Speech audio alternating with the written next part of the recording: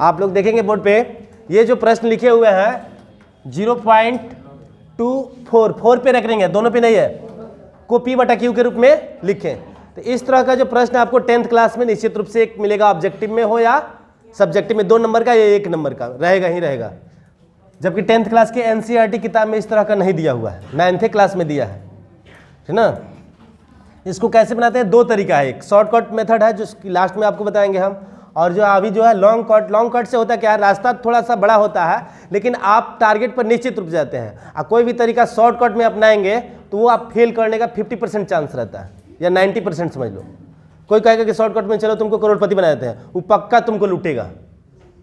एक बार देख, कई गाँव में जो है नियम है कि 10,000 देगा, कहेगा 10 दिन में तुमको 20,000 दे देंगे, तो दे देगा पहला बार में। कहेगा 1 लाख दो, 2 लाख दे देंगे, तुम फिर कहेगा कि दे देगा 1 महीने दे देगा, और तीसरा में कहेगा 5 लाख दो, 10 लाख देंगे, 5 लाख लेके भाग जाएगा। यानी इस तरह से भी लोग हैं, समझ गए ना। तो वो झांसे में नहीं आना चाहिए, ध्यान दे, कभी भी लॉन्ग कट ही अपनाना चाहिए, शॉर्टकट के फेरा में नहीं रहना चाहिए।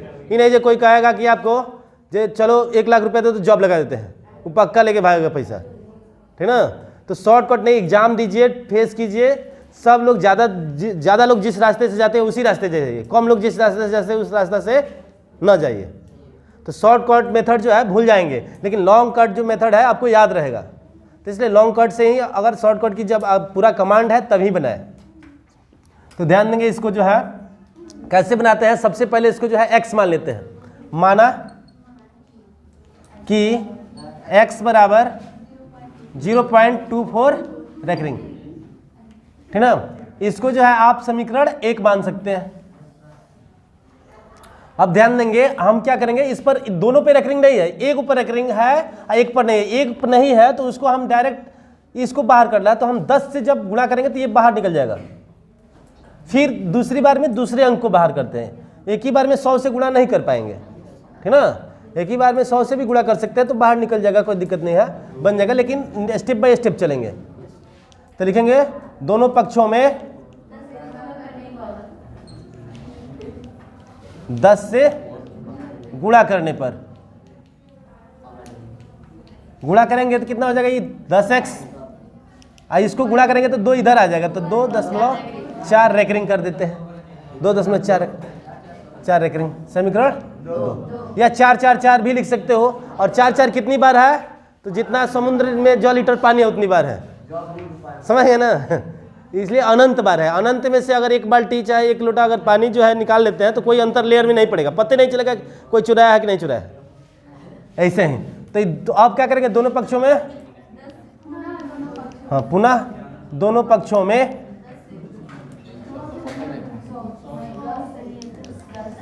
10 से गुणा करने पर, ध्यान दीजिए, तो इसको गुणा करेंगे 100x, ये हो जाएगा 24 पॉइंट। अब अभी बोले है ना जब गुणा करेंगे 4 बाहर निकल गया, लेकिन एक और रेकरिंग बच जाए, क्योंकि समुद्र इतना है ना, वो बहुत ज्यादा बार है, इसलिए उतना लिख दिए।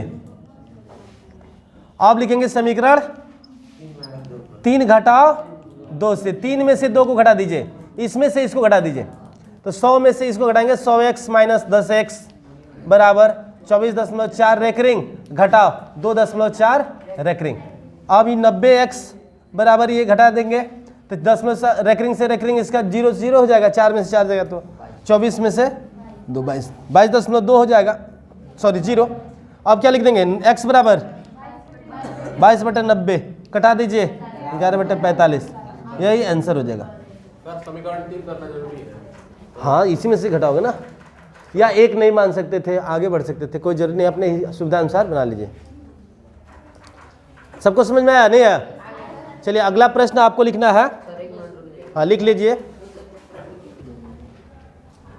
ध्यान देंगे आप लोग। अब जो है इसके पहले जो है प्रश्न हम बोले थे कि 0.24 रेकरिंग को P/Q के रूप में, तो लॉन्ग कट तो बता दिए, शॉर्ट कट में कैसे बनाते थे, तो इसके बदला में सेम टू सेम इसको लिख देते हैं, जितना है उतना लिख देते हैं, लिख दिए। जिस पर रेकरिंग नहीं है, किस पर रेकरिंग नहीं है, 2 पर रेकरिंग नहीं है, तो 2 को घटा देंगे, ठीक है। अब बटा में ये दोनों मिला के कितना है, 2 अंक है ना जी, तो 10 के पावर 2 लिख देंगे, माइनस 10 के पावर एक और लिखना है जिस पर रेकरिंग नहीं है।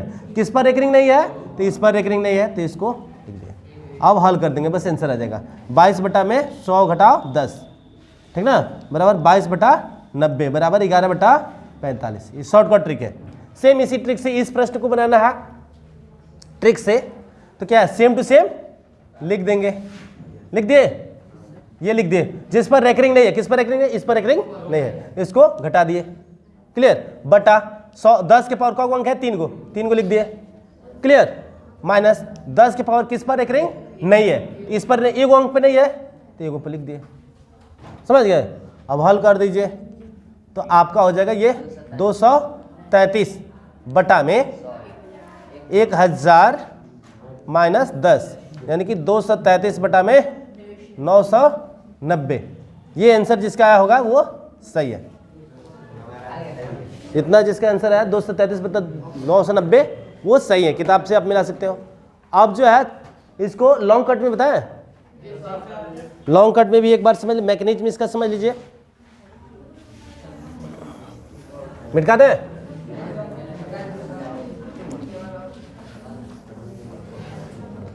ध्यान दीजिए लॉन्ग कट में कैसे बनाते हैं। देखो जी, समझ में नहीं आया तुमको, माना x इक्वल टू 0.235 रेकरिंग, ठीक ना। अब क्या करेंगे हम कि यहाँ पे जो एक डिजिट पे नहीं है तो इसको सबसे पहले बाहर करेंगे, देखो जी इसको सबसे पहले बाहर करेंगे, फिर ये दोनों पर है तो दोनों एक साथ बाहर होगा, तो 100 से गुणा करेंगे, 10 से गुणा नहीं करेंगे, ठीक ना। अगर मान लो तो इस पे रहता, इस पे रेकरिंग रहता, ये दोनों अलग अलग रहते तो डायरेक्ट दोनों को 100 से गुणा करके बाहर निकालते, दोनों पर नहीं है तो जिस पे नहीं है उसको एक के बारे में बाहर कर लो, तो इस दोनों पर है तो दोनों को एक साथ गुणा करेंगे, ठीक है।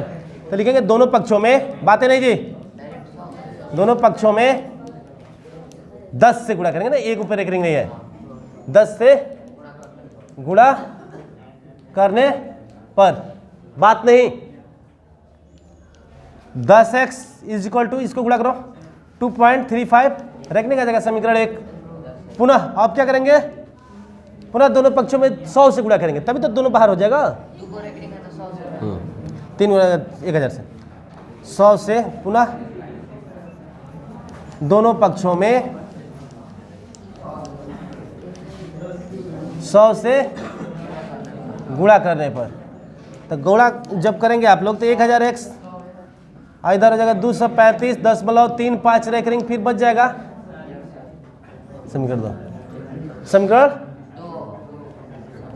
2 घटाओ 1 से, अब इसको में से इसको घटाएगा तो 990 आ जाएगा, और इसको घटाएंगे तो आप 233 आ जाएगा, तो बन नहीं जाएगा x बराबर 233 बटा में 990, क्लियर। ध्यान दीजिए अगला प्रश्न जो है ये बहुत ही इंपॉर्टेंट है, 10th क्लास में भी इस तरह का क्वेश्चन आपको मिलेगा। √2 और √5 के बीच 2 परिमेय और 2 अपरिमेय संख्या लिखें या ज्ञात करें। देखिए यह कंसेप्ट के ऊपर है, आप समझते कैसे हैं कि परिमेय और अपरिमेय है क्या, जो समझ रहा है वो लिख लेगा, जो नहीं समझ रहा है वो नहीं लिख पाएगा। लिखने के बहुत सारे तरीके हैं। सबसे पहले √2 के बारे में हम जानते हैं, √2 है क्या। तो √2 बराबर है 1.414 डैश डैश डैश आएगा, अपरिमेय संख्या है। √5 बराबर क्या होता है, तो आप वर्गमूल अगर नहीं आता वर्गमूल निकाल लें, 2.236 की 234 236 इस तरह से लिख देते हैं, या एक अंक ही पता है तो एक अंक लिख लो, 2.2 डॉट डॉट डॉट कर दो, 1.4 डॉट डॉट डॉट कर लो, क्लियर। अब इसके बीच की संख्या आप नहीं जानते हैं, इसके बीच में कोई संख्या कौन सा है तो आप निश्चित रूप से लिखेंगे, लेकिन बीच की परिमेय संख्या, बीच की परिमेय संख्या, परिमेय संख्या 1.5 1.6 1.7 1.8 इस तरह से बहुत सारा लिख सकते हैं ना, हो जाएगा। ये परिमेय संख्या नहीं है जी, बोलिए। अपरिमेय संख्या, अपरिमेय संख्या ध्यान देंगे, अपरिमेय संख्या लिखने में